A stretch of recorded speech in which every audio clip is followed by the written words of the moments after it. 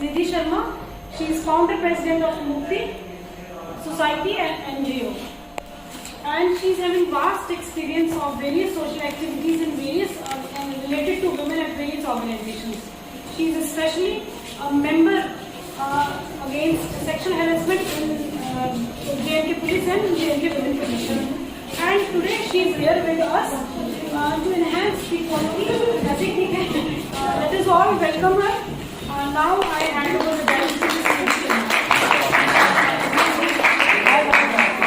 आपसे भी इंटरेक्ट करूंगी कि आपके मन की बात क्या है, क्योंकि हम एक लेक्चर दे चले जाएं उससे कोई परिवर्तन नहीं आता, लेकिन आपके मन में जो बात रह गई और उस पर आपको कोई दिशा नहीं मिली तो फिर दिशाहीन है लेक्चर्स देना। तो मैं यहाँ पे अपने समय को उस तरह से नहीं आई हूँ, जो एक समय इंसान की जिंदगी में सबसे कीमती होता है। तो हम बात करेंगे पिछले साल से लेके अब तक एक केस, उसके इर्द गिर्द जो चीजें हमने देखी, तो वो महिला सशक्तिकरण क्या होता है, क्या मौजूदा स्थिति में है, मानसिक स्थिति महिलाओं की क्या है और पढ़ी लिखी महिलाओं की क्या है। क्योंकि माना यह जाता है कि महिला प्रताड़ित हो रही है क्योंकि वो अनपढ़ है, अशिक्षित है, उसको एक्सपोजर नहीं है।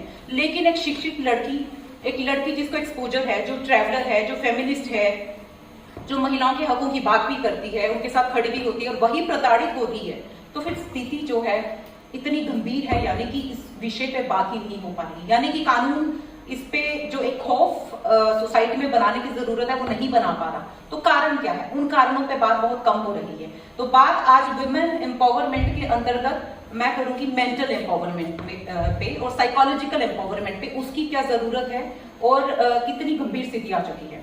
अब जैसे कि हम श्रद्धा का जो केस रहा, श्रद्धा और आफ्ताब का, जिसमें 35 टुकड़े हुए, कई महीनों तक वो चलता रहा, लेकिन ये मात्र एक केस नहीं है। इस केस को विषय के तौर पे रखना, इस पे चर्चा करने की बड़ी आवश्यकता है, क्योंकि इस पे कई तरह के सवाल हम लोगों ने भी उठाए, आपने भी सोचा होगा कि क्या हुआ था, क्यों हुआ था। क्योंकि ये केस उस बच्ची का है, बच्ची तो नहीं, एक महिला ही कहूंगी, जो पढ़ी लिखी थी, जो ट्रैवलर थी, जो समझती थी चीजों को, जो हिम्मत रखती थी अपने पेरेंट्स से पक्ष रख के, अगर वो नहीं भी मानते तो वो लिविंग रिलेशन में जाके रहने की हिम्मत रखती थी।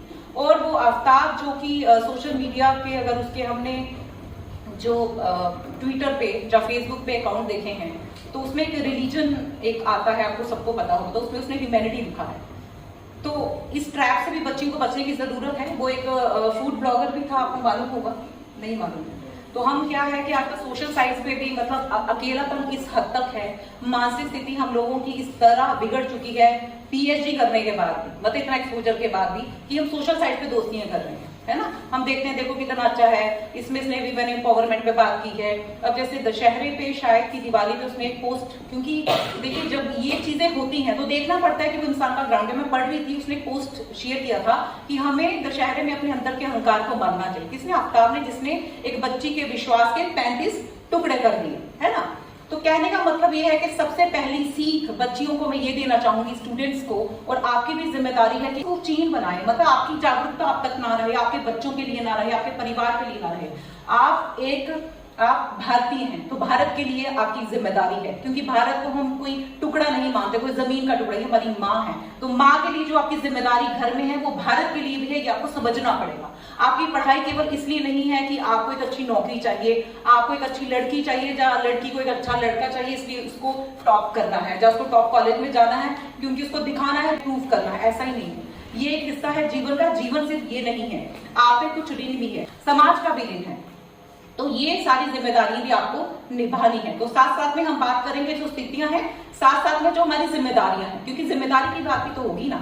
जब आप एक यूनिवर्सिटी तक पहुंच गए हैं तो आपकी जिम्मेदारी भी है। आपकी जिम्मेदारी इसलिए है क्योंकि आपका जन्म एक अच्छे घर में हुआ, आप पढ़ पाए, आप यहाँ तक पहुंच पाए, तो उसके बाद आपकी जिम्मेदारी भी है समाज को लेकर। तो जो बच्चे यहाँ नहीं पहुंच पा रहे, जो बच्चियां यहाँ नहीं पहुंच पा रही, जो बच्चे बस्तियों में है, उनके लिए भी आपकी जिम्मेदारी है। वो क्या जिम्मेदारी है, वो भी साथ साथ में निर्वाह करना है, तभी महिला एम्पावरमेंट भी होगा और ये क्राइम भी रुकेगा। क्योंकि अभी एक बच्ची से मेरी डिस्कशन हो रही थी, उन्होंने बात की कि हम देखते हैं कि रेप केसेस में भी लगातार केस तो चलता है, थोड़ी देर चर्चा होती है, उसके बाद वो केस अपने तरीके से चलता है। तो मैंने उन्हें यही कहा, जुडिशरी अपना काम अपने हिसाब से करेगी, लेकिन समाज का जो काम है क्या वो कर रहा है? क्या ये क्राइम केवल पुलिस की जिम्मेदारी है रोकना, केवल जुडिशरी की जिम्मेदारी है रोकना, किसी पार्टी की जिम्मेदारी है रोकना, किसी नेता की जिम्मेदारी है वो आए और एक बयान दे, मतलब और उस बयान के पीछे हम बेट चाल की तरह चलेंगे, हाँ इसने सही कहा, इसने गलत कहा, फिर उस पर हम ट्विटर में ट्रेंड करें चीजें। हमारी जिम्मेदारी इसके अलावा क्या है, वो ये है, जैसे श्रद्धा का मर्डर केस है, इस पे हम गंभीरता से चर्चा करेंगे। इसलिए चर्चा करेंगे क्योंकि इसके इर्द गिर्द आपको अपनी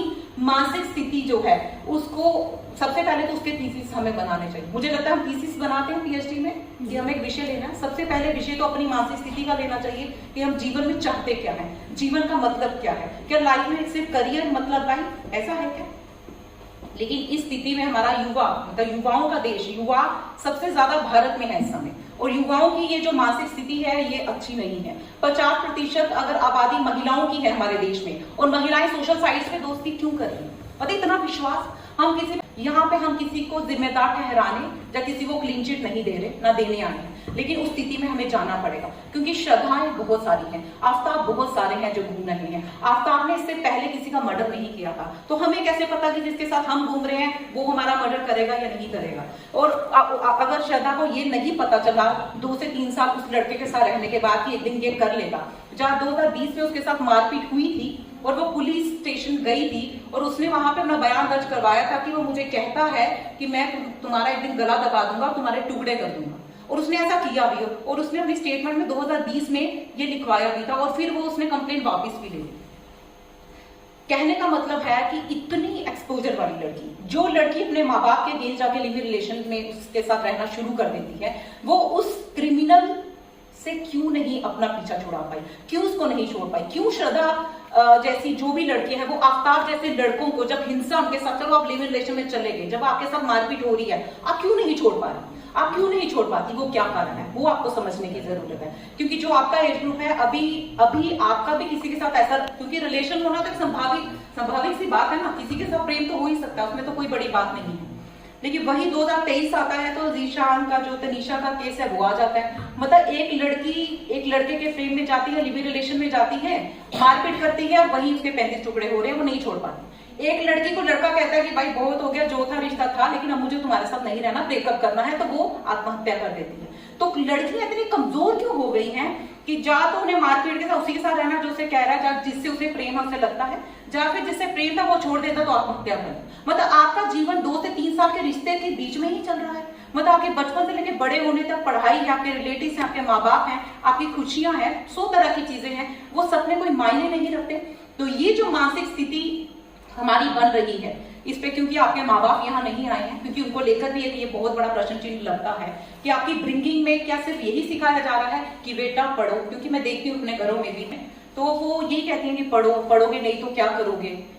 मतलब पढ़ाई तो जरूरी है, लेकिन मेंटल एम्पावरमेंट कौन करेगा। हमने श्रद्धा को मेंटली एम्पावर नहीं किया था, हमने उसको ये नहीं बताया था कि कोई तुम पे हाथ नहीं उठा सकता, हमने उसे ये नहीं सिखाया था कि कोई तुमसे बिना वजह ऊंची आवाज में बात नहीं कर सकता, हमने उसे ये नहीं बताया था कि हाँ अगर तुम्हें कोई तकलीफ हो भी, क्योंकि उसके माता पिता ने उसे कहीं ना कहीं डिस्कनेक्ट कर दिया था, उसे छोड़ दिया था। अगर हमारी बच्चियां अगर कोई स्टेप ले भी लेती हैं, हम उसमें रजामंदी नहीं रखते, इसका ये मतलब नहीं कि हम उन्हें अकेला छोड़ दें, कम से कम उन पे नजर रखें वो खुश है नहीं है।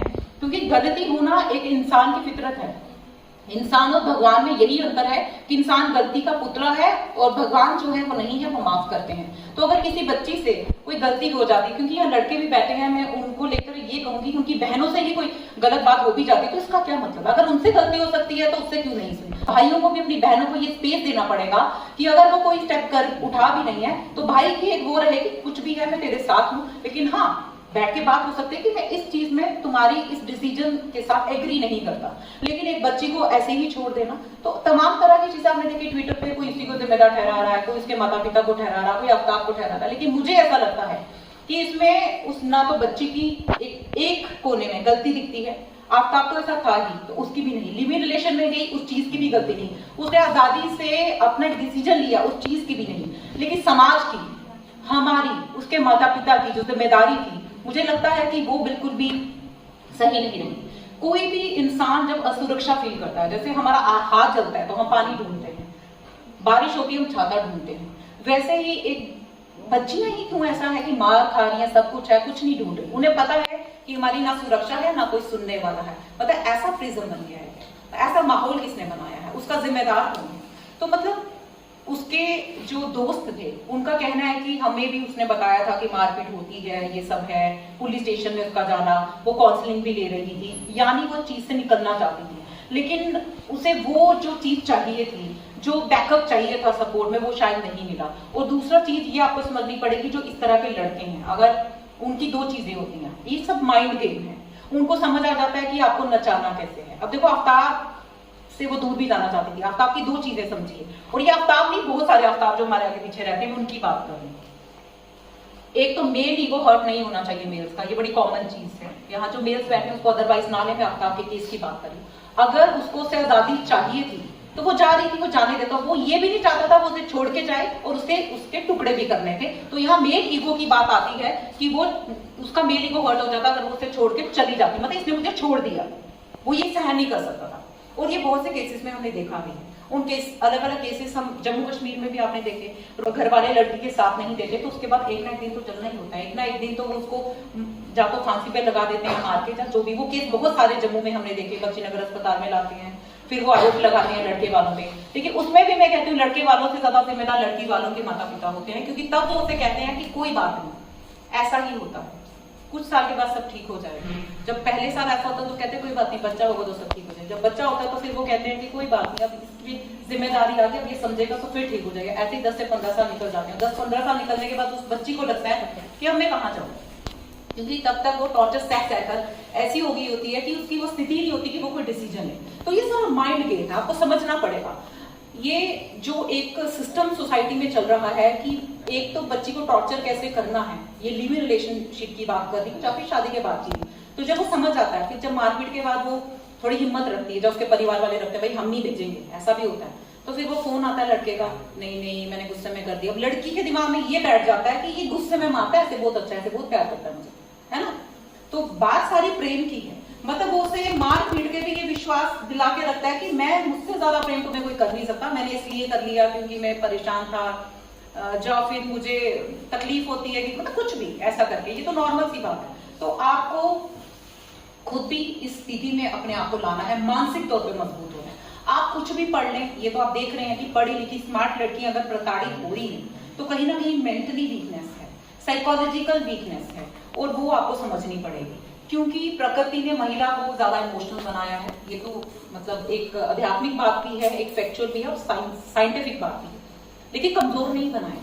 तो इमोशंस का मतलब ये है कि इमोशन कहाँ कितना होना है, जो उसे कितना अपने, क्योंकि कंट्रोल तो महिलाओं में ही सबसे ज्यादा होता है, ये भी मालूम होता है। तभी कोई लड़की कभी किसी आफ्ताब के 35 टुकड़े नहीं कर रही, आफ्ताब ही श्रद्धा के कर है ना। और भी हमने 12 साल पहले के केस भी देखे, तंदूरी कांड हुआ था, जितने भी इस तरह के बहुत बड़े केस हुए हैं, निर्भया का कांड हुआ था। लड़कियां भी आरोप गलत लगाना, ये सब तो हो ही रहा है। तो सुप्रीम कोर्ट ने 498 जो एक एक्ट था डोमेस्टिक वायलेंस, उससे कई चीजें भी लाई, क्योंकि कुछ लड़कियों ने गलत आरोप भी, वो एक अलग चीज है, लेकिन लड़की इस हद तक जाती हुई दिखती नहीं, मतलब इस तरह का।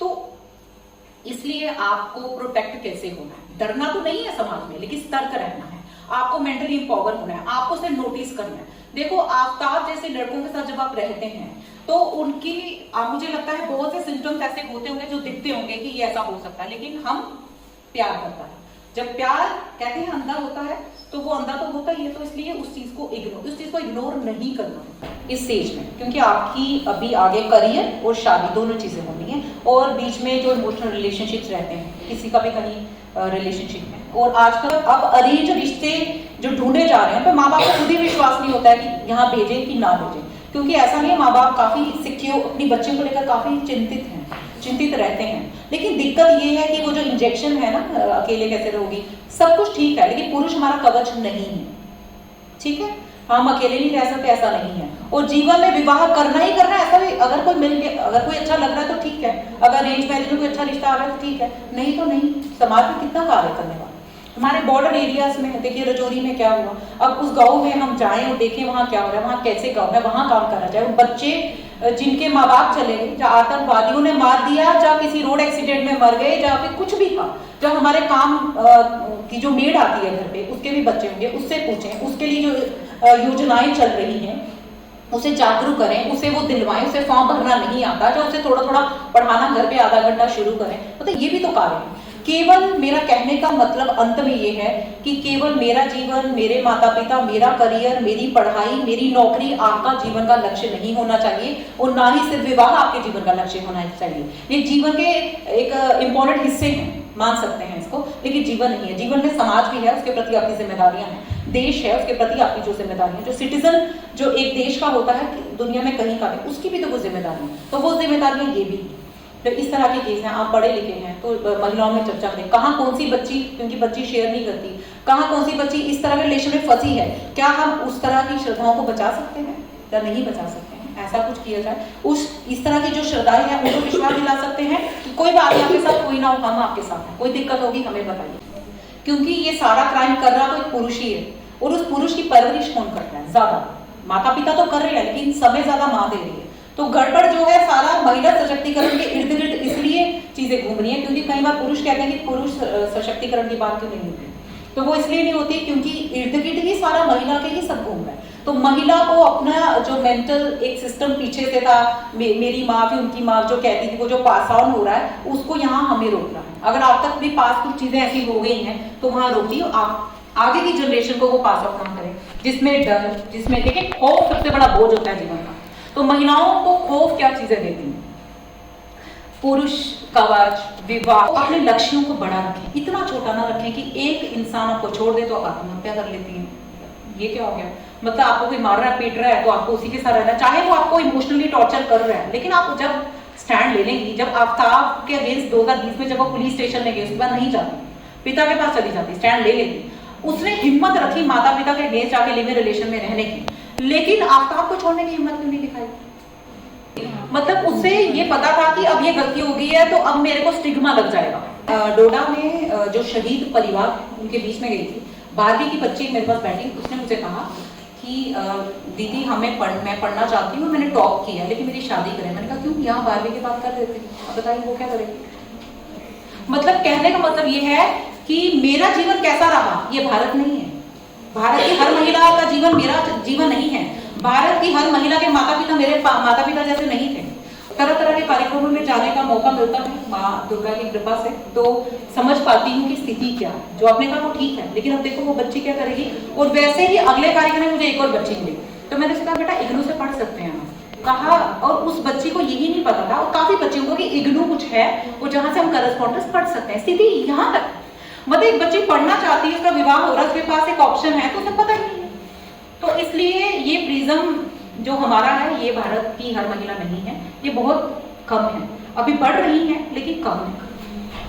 उस स्थिति में प्रॉपर्टी तो आपको चाहिए, उसके बाद मैं दान करूं या भाई को ही दे दूं, वो बात अलग है, लेकिन मेरी प्रॉपर्टी मेरा हक है ना, वो तो मुझे मिलना चाहिए। अगर हम हर हक को ऐसे छोड़ते रहेंगे तो ये हक कभी पुरुष क्यों नहीं छोड़ता? मतलब ये वही इंजेक्शन आ गया ना, कि वो इंजेक्शन हमारे अंदर है कि मैं खुद से करूंगी, लेकिन भाई तुम तो खुद से करोगे, लेकिन सोसाइटी में जो नैरेटिव हमने बना दिया वो दूसरी महिला को तो प्रताड़ित कर रहा है ना। मैंने नहीं दिया, दूसरी महिला की चक्री इसने नहीं दिया, मैं कैसे आगे बढ़ूं? ये नहीं करता। आपकी जरूरत कोई चीज नहीं है तो दूसरी महिला की हो सकती है। यहाँ पे कुछ बच्चियां कितना स्ट्रगल करके यहाँ पढ़ रही होंगी, कितना स्ट्रगल करके उनके माँ बाप ने उनको यहाँ भेजा हो, ये वही जानती है, वो उनका निजी जीवन है। तो ये तो हमें लगता है कि यहाँ पहुंच के उनको जरूरत नहीं है, हो सकता है कि उनको अभी भी जरूरत हो। अब तो इसलिए प्रॉपर्टी राइट बहुत अहम है, इसे डिसिप्लिन क्या है, इसे जीवन में उतारना बहुत जरूरी है आगे आने वाली स्थितियों से निपटने के लिए। अब दूसरी बात आ गई, ये सारे केस को समझ के आपसे इंटरेक्शन करूंगी, किसी का कोई सवाल या किसको क्या लगता है, क्योंकि ये हमारा एक इंटरेक्शन सेशन नहीं है कि आपके मन में क्या है, क्योंकि आपका मन जो है वो बहुत मजबूत करने की जरूरत है, वही सशक्तिकरण है। अब बात आ गई, क्योंकि आप यहाँ पे हैं, तो sexual harassment at work place, आगे आपकी नौकरी भी लगेगी, आप यहाँ पे भी हैं, आप PhD की ओर भी जाएंगे। तो sexual harassment at work place 2013 में जो ये पॉश जिसको बोलते हैं, और विशाखा गाइडलाइंस के तहत सुप्रीम कोर्ट ने ये गाइडलाइंस 1997 में जारी की। और यहाँ पे भी मैं एक महिला का आपको बताऊंगी उदाहरण, क्योंकि मैं उनको आदर्श मानती हूँ। भवरी नाम की महिला थी, राजस्थान की। वो वहाँ का जो रूरल डिपार्टमेंट था उसमें चाइल्ड मैरिज के अगेंस्ट काम कर रही थी।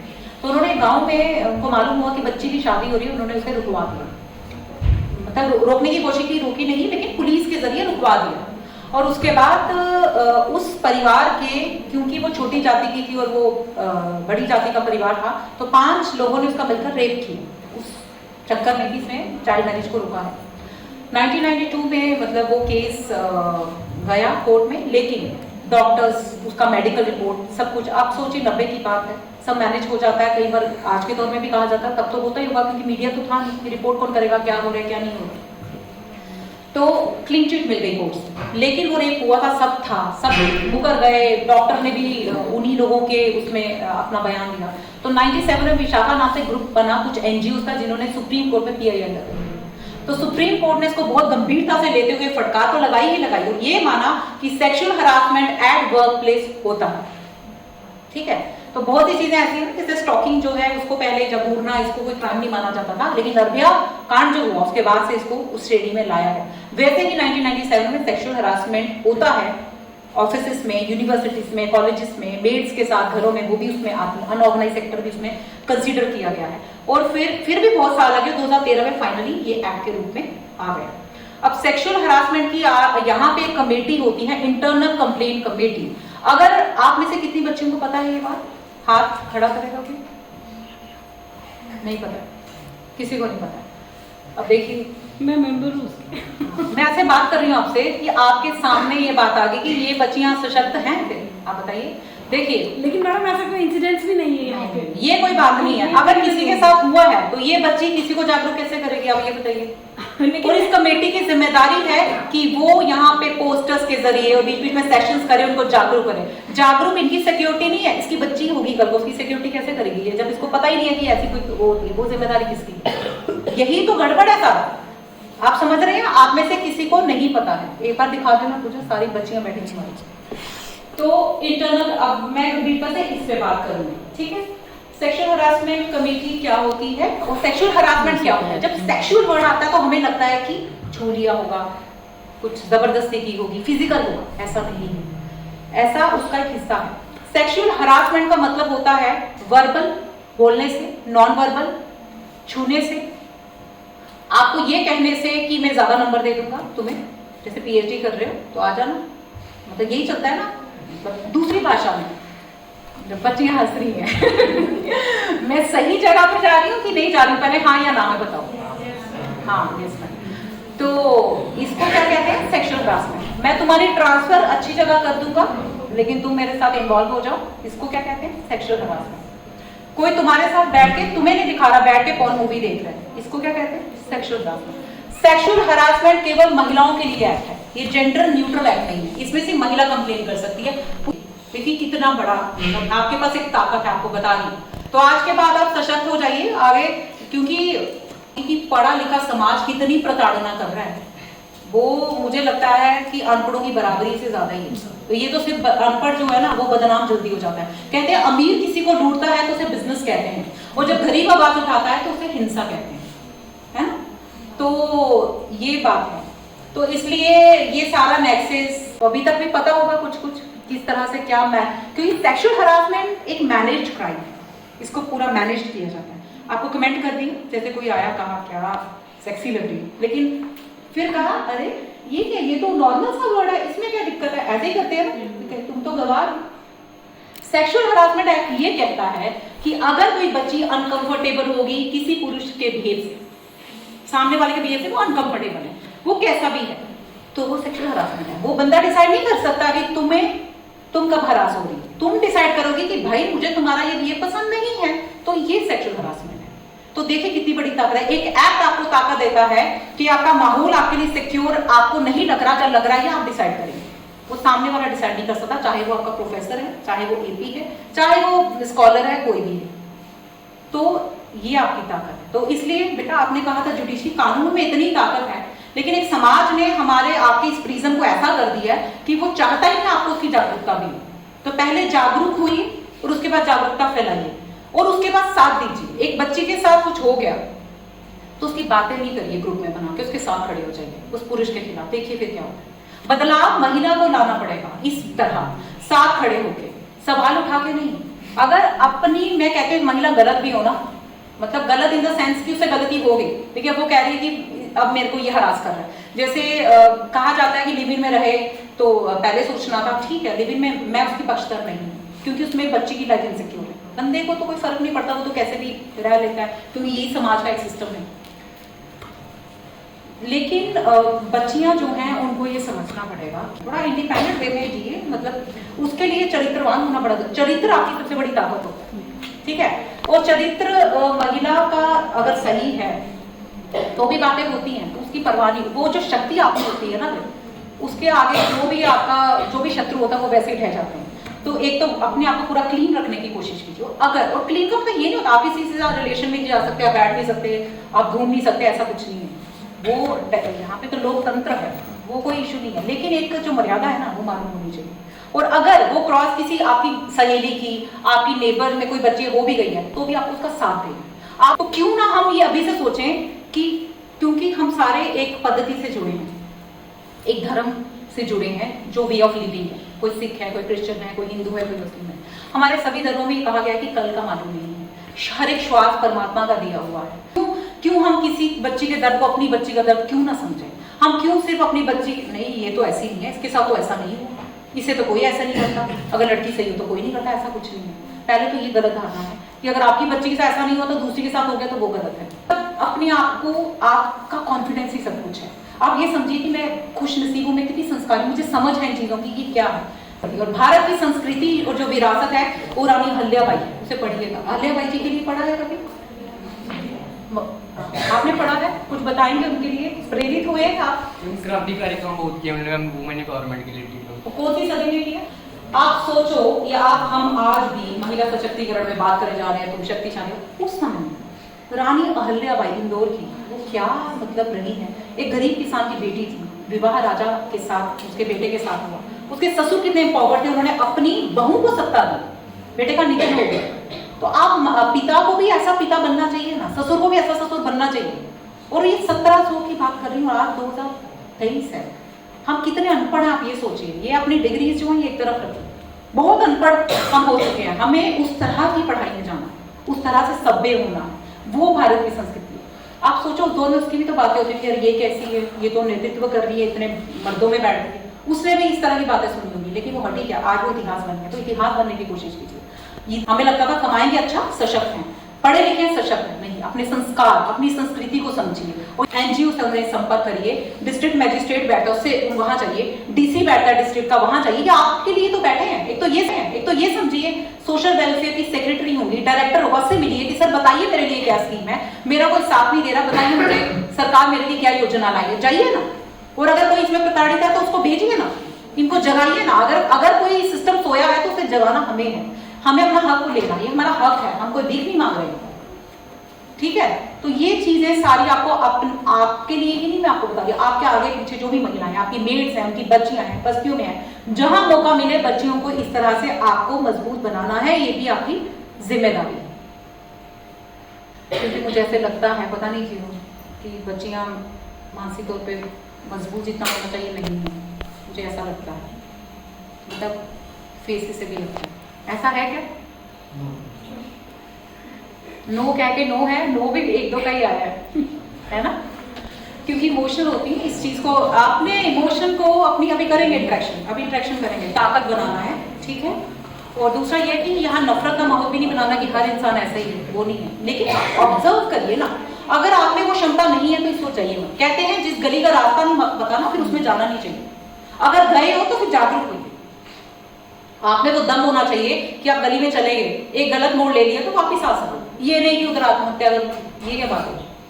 समझ रहे हो मेरी बात? ये लॉजिक है ना, एक मोहल्ले में गए, गलत मोड़ आ गया तो वापिस आ सकते हैं ना, तो वहां आत्महत्या करने वाली क्या बात होगी? अगर माँ बाप साथ नहीं देते तो छोड़ दें।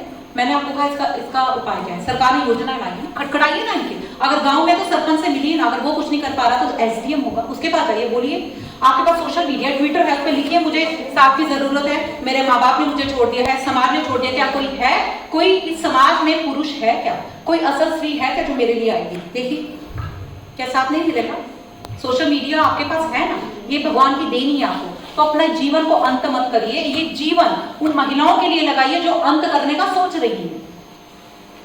आप समझ रहे हैं? अगर आपके जीवन में आपको लग रहा है कुछ नहीं बचा, तो जिनका कुछ जीवन बना के मरा जाए ना, 20-25 को खड़ा करके मरिए ना, ये सोचिए ना, ऐसे कोई जीवन को आप समाप्त कर लीजिए। जिस माँ ने आपको 9 महीने कोख में रखा, अपना दूध पिलाया, पिता ने पसीना बहाया, पढ़ाया, उसके लिए आप कुछ भी नहीं सोच रहे, ये तो गलत है। और आप इतने सेल्फिश, 2 महीने का रिलेशन, किसी का 6 का, किसी का 2 साल का, इतनी ज्यादा आत्महत्याएं आ रही हैं, ये क्या हो रहा है? पढ़ाई करना आपकी इंट्रोडक्शन नहीं है सर। आने वाले दौर में ये बात आपको कभी समझ आएगी तो मैं याद रहूंगा। समाज के लिए कुछ करना है, देश के लिए कुछ करना है। ये नहीं कह सकते उसने टच कर लिया तो सेक्सुअल हरासमेंट हो, ऐसे नहीं होता, लेकिन उसका इंटेंशन क्या था और आपने महसूस कर लिया तो वो सेक्सुअल हरासमेंट है। तो ये बहुत स्ट्रॉन्ग एक्ट है। आपकी इंटरनल कंप्लेंट कमेटी यहाँ पे है, किसी भी बच्चे को कोई भी दिक्कत होती है वो वहाँ कंप्लेन कर सकती है और 90 दिन के अंदर उस कमेटी को जो है वो रिपोर्ट सबमिट करनी होगी डिस्ट्रिक्ट ऑफिसर जो है। और ये कमेटी कहाँ कहाँ बनती है, क्योंकि आगे आप नौकरी भी करोगे, 10 या 10 से ज़्यादा कहीं पे जो एम्प्लॉयज़ हैं तो उनको ये कमेटी बनाना मैंडेटरी है। ये सुप्रीम कोर्ट का निर्देश है। अगर आप कहीं देखते हैं नहीं बनी है तो आप जो है वहाँ के डिस्ट्रिक्ट मतलब डीसी कलेक्टर या उनको इन्फॉर्म कर सकते हैं। अगर फिर भी नहीं कुछ होता तो कोर्ट में भी जा सकते हैं कि यहाँ पे नहीं बनी।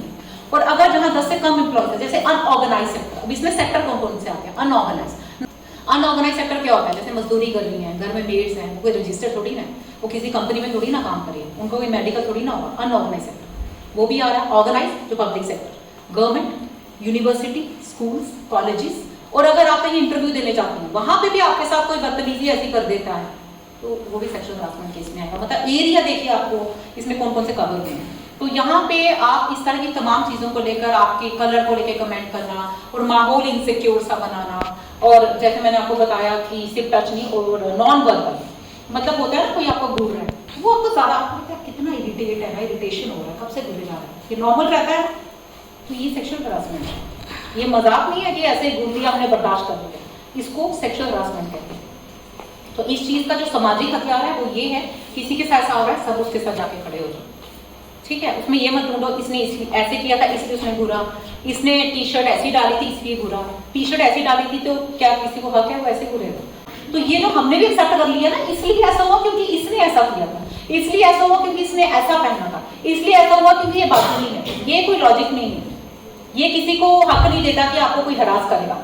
तो मेंटल हरासमेंट को, मानसिक तौर पर आपको प्रताड़ित किया कमेंट्स करके, कुछ भी ऐसा करके, नॉन वर्बल ऐसे घूरा, रास्ते में खड़े हो गए, टच नहीं किया, लेकिन उसको ज्यादा सीरियस माना जाता है। तो सेक्सुअल हरासमेंट से फिजिकल नहीं है, सबसे पहली बात, ठीक है। तो इसमें जो एरियाज कवर हुए मैंने आपको बता दिया, और आपके लिए यहाँ पे कमेटी है, आप वहाँ कंप्लेन कर सकती हैं और 3 महीने तक, मतलब 3 महीने के अंदर कर सकती हैं। लेकिन अगर आपके पास कोई जस्टिफाइड रीजन है कि मैं इतनी हरास थी कि मैं 3 महीने के अंदर नहीं आ पाई, अब मुझे लगा मुझे कंप्लेन करनी है, तो फिर एक राइट है कमेटी के पास कि वो उस जस्टिफिकेशन के साथ आपकी 3 महीने के बाद, जब वो इंसिडेंट आपके साथ हुआ था उसके 3 महीने के बाद ही कंप्लेन जो है वो फाइल कर सकती है। तो फिर आप पुलिस स्टेशन भी जा सकते हैं, पुलिस नहीं जा सकते कोर्ट से डायरेक्ट ऑर्डर FIR का करवा सकते हैं।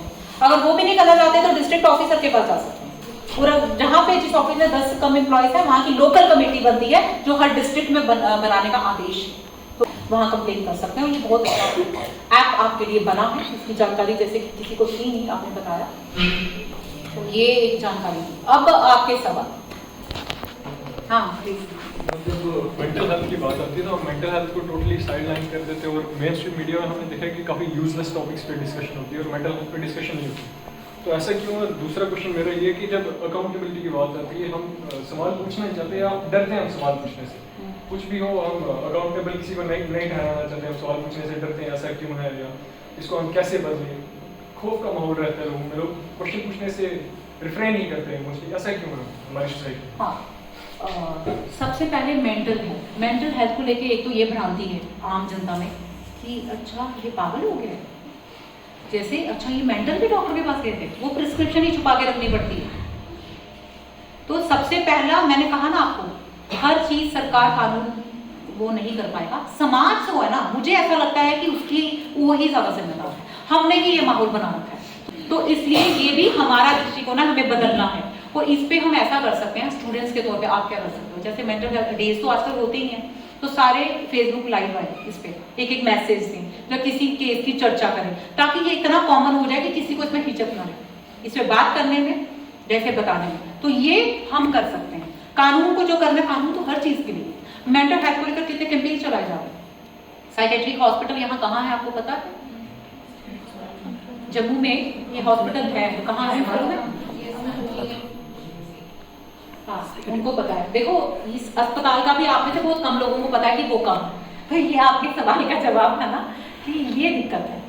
तो दूसरा आपने कहा कि टीवी डिबेट्स पे डिस्कशंस में मतलब अकाउंटेबिलिटी किसी की वो करना बड़ा कम है, डर रहे हैं।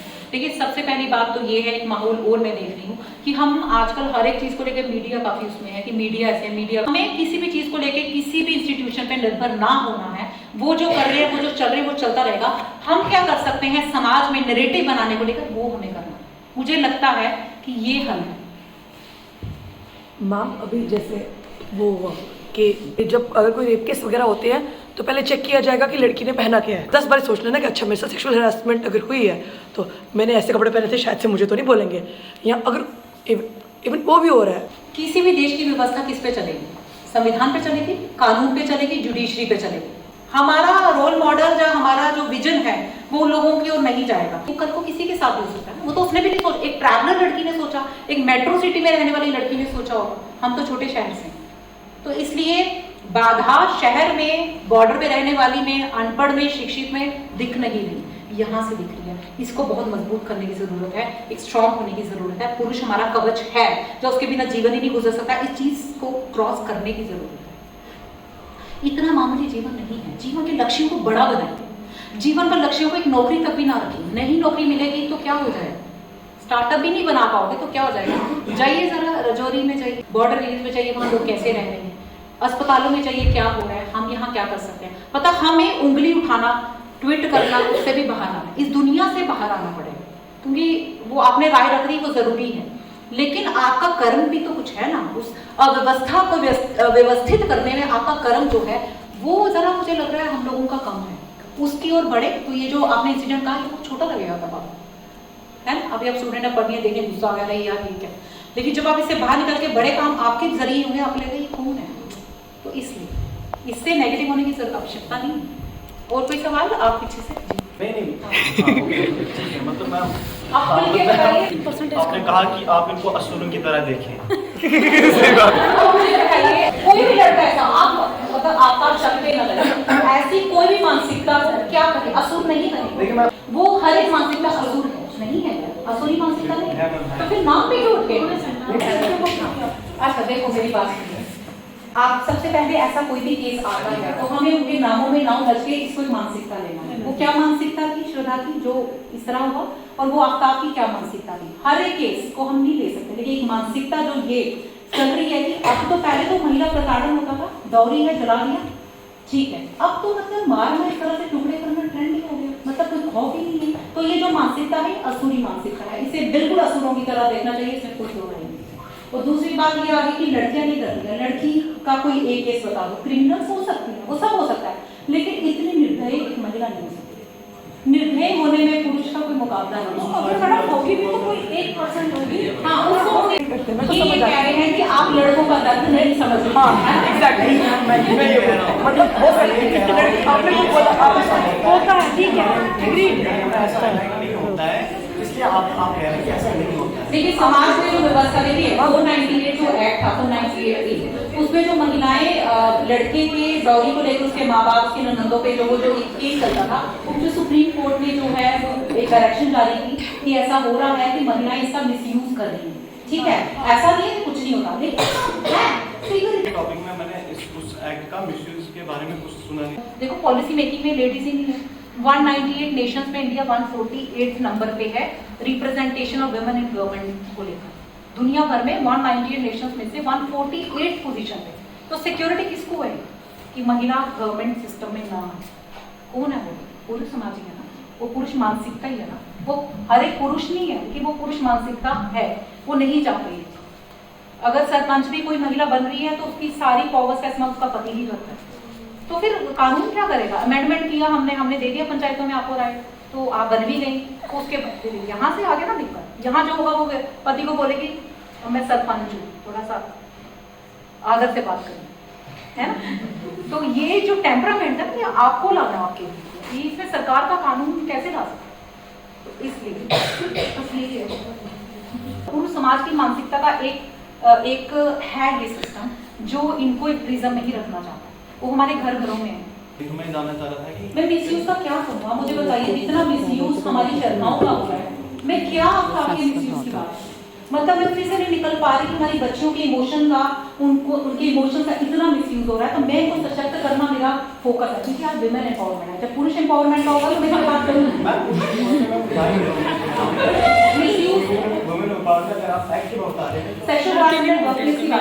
देखिए कमेटी में मैडम भी हैं, उसमें ऐसा नहीं होता आप आए उन्होंने लिख दिया, 90 डेज का समय है, उसमें वो जांच करेंगे, उसमें आपके अगर कोई पावर गया तो अपनी पावर का मिसयूज करेगा irrespective of gender, कोई अथॉरिटी है उसके पास तो चाहेगा कि सबऑर्डिनेट्स पे वो अपनी पावर का यूज करे और एक्सप्लॉइट करे उनको। नहीं आप ये सोचिए, तो आपके लिए एसेस बहुत आसान है, कम से कम पढ़ने लिखने के बाद, इतना एक्सपोजर के बाद, ये जो आत्महत्याएं हैं रिलेशनशिप के कारण इसको टोटल क्रॉस करने की कोई विकल्प नहीं है। और कोई इंसान इतने घड़िया इंसान मैं कहूँगी, उसके लिए अपना जीवन इतना दूर, ये जीवन उनके लिए लगाइए जो ये स्टेप लेने वाली है, ये सोचिए, ठीक है। तो और कोई सवाल?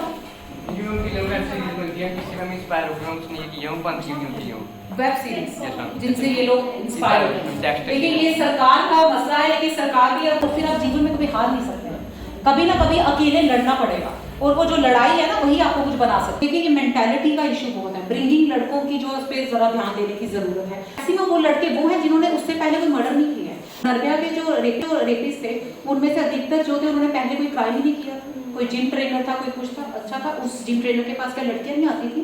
आती होंगी। क्या उनको पता था कि ये ऐसा भी कर सकता है? तो ये जो मानसिकता है ना, इस पे जो बचपन की ब्रिंगिंग जैसे प्रॉपर्टी वाला, ये सारी चीज़ उसमें मिक्स है। मतलब उसको ऑथोरिटी वे लगता है मेरे पास तो सब है, शक्ति भी है, माँ बाप का भी पूरा सपोर्ट है, प्रॉपर्टी भी मेरे पास है, सब है, तो उसे ना थोड़ा जिम्मेवार बनाना पड़ेगा। जैसे बच्ची बचपन से इनसिक्योर जीवन ही जीती, चाहे वो घर में हो, फिर वो पढ़ती है, फिर वो वहाँ जाना, वहाँ तो है ही, पता नहीं क्या होगी। तो ये जो इनसिक्योरिटी है ना, मुझे लग रहा है कि पुरुषों को थोड़ी ट्रांसफर करनी पड़ेगी और आपको और सशक्त होना, ये बैलेंस मतलब बैलेंस करना पड़ेगा। और एक और चीज, सशक्तिकरण में आध्यात्मिक शक्ति की वृद्धि बड़ी आवश्यक है। मुझे ये लगता है कि अध्यात्म के बिना एक महिला की रक्षा, अध्यात्म और जो भी जिस पद्धति को वो फॉलो करता है, जो वो शक्ति कर सकती है ना, वो कोई नहीं कर सकती। आप कितने ही ऑब्जर्व करोगे, कितना ही आप पुलिस आपकी वो कर लेगी, हर लड़की के साथ पुलिस वाला नहीं, जो आपकी ताकत है अध्यात्म में उसको भी समझे। मैं ये आपने जो पॉइंट बोला ना, ये डेफिनेटली मोस्ट इम्पोर्टेंट। तो इसलिए अध्यात्म शक्ति की वृद्धि की ओर भी मुझे लगता है जाना है। और कोई सवाल? फिर मिलेंगे, है ना? और होपफुली बोर तो नहीं हुए आप? तो क्या सीखा पहले ये बताओ। आज कुछ फॉलो करेंगे, कुछ करेंगे समाज के लिए भी।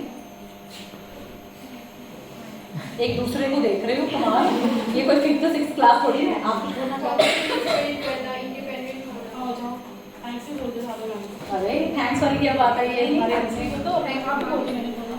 थैंक यू किस लिए बोलो। Thank you so much, ma'am. You awared us about this, and from this lecture we learned that we should develop self-confidence and we should be independent. Life is not about just a relationship. We have much more ways to other things in career. We have family जो हमें पूरा support करती है, पूरा हमें हमारा आगे पूरा फ्यूचर बनाती है। So we should focus on that also. Thank you. मैं मैडम की एक बात को सप्लीमेंट करूँगी। आप लोग सब शायद प्रैक्टिकल जो लास्ट में कही मुझे जैसे मैम ने कहा, आध्यात्मिक शक्ति मीन स्पिरिचुअलिटी होनी चाहिए। जब आपकी लाइफ बहुत प्रीशियस है, आपके पेरेंट्स ने बहुत उस पर लगाया हुआ है, तो प्लीज़ उसे वेस्ट मत करो। अगर आपको लग रहा है ये वेस्ट है, तो जैसे मैम ने कहा उसको मतलब सोसाइटी के लिए यूज़ करो। अपनी भी वेस्ट है ना, वेस्ट कर दिया जब खत्म करने से पहले उसको सोशल कॉज के लिए, स्पिरिचुअल कॉज के लिए यूज़ करो। एक एग्जाम्पल देना भूल गई इसी चीज़ का। तुलसी गौड़ा 2021 में पद्मश्री मिला उनको, जानते हैं मुझे?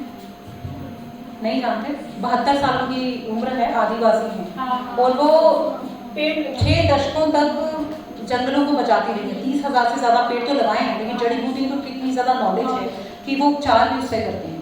किसी को कुछ मालूम तो नहीं था, लेकिन एक व्यवस्था में जो सशक्तिकरण आया है, उसी सशक्तिकरण के तहत ऐसे लोगों को जो नंगे पाँव धोती सी पहन के वो राष्ट्रपति भवन में आई थी, ऐसे बहुत से और भी लोग थे।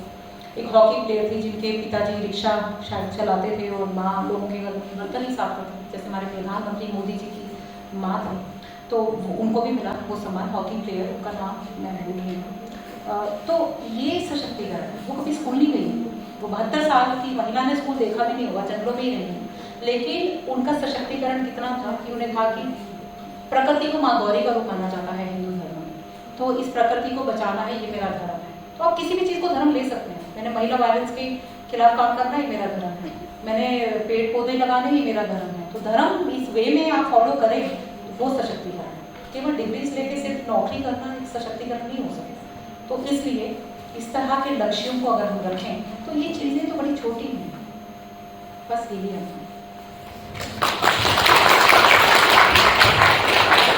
एक बात आपने कही कि वो